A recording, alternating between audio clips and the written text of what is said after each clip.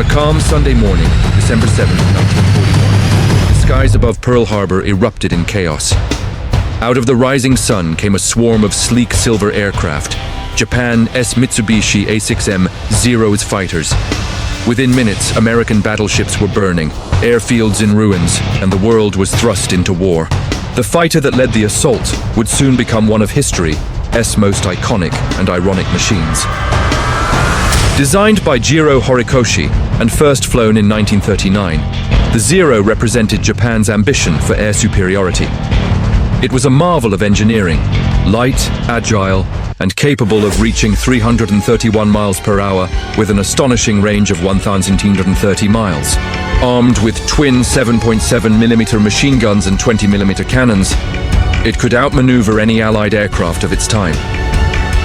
For the first years of the Pacific War, from China to the Philippines and across the Coral Sea and Midway, the Zero reigned supreme. But its dominance came with a deadly flaw. To achieve speed and range, engineers sacrificed protection. The Zero carried no armor and no self-sealing fuel tanks. A single bullet could ignite it instantly. What made it light made it lethal, but not for long. By 1943, the US Navy introduced the F-6F Hellcat and F-4U Corsair, aircraft that outclassed the Zero in both speed and firepower. Once feared as an invisible predator, the Zero became a fragile relic in a rapidly advancing war. As Japan's fortunes declined, the Zero found a new, grim purpose.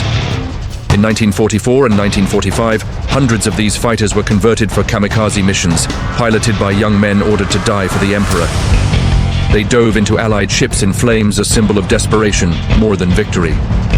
The aircraft that once embodied Japan's technological pride ended as a monument to sacrifice and tragedy. The Zero fighter, once the sky dominator of the Pacific, became a haunting reminder that brilliance in design can carry the seeds of its own destruction. The A6M Zero remains one of aviation's most studied warplanes, admired for its innovation, mourned for its human cost. It was more than a weapon. It was a symbol of a nation's rise, fall, and the painful lessons of war.